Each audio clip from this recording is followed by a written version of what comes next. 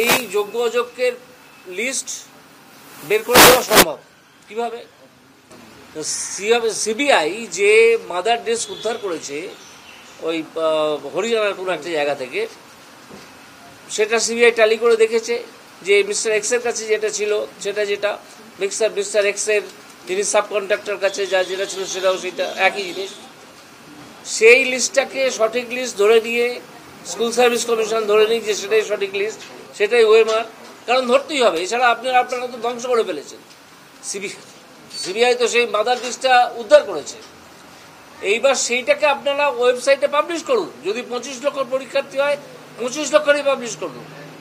তারপর আপনারা লোকজন নিয়ে বসুন, তারপর যদি আপনারা কমিটি করতে রাজি থাকেন আপনারা নিয়ে বসুন কমিটি মেম্বারদের, সেখান থেকে ছানবিন করে যোগ্য এবং অযোগ্য আলাদা করা হোক, করে এইবার একটা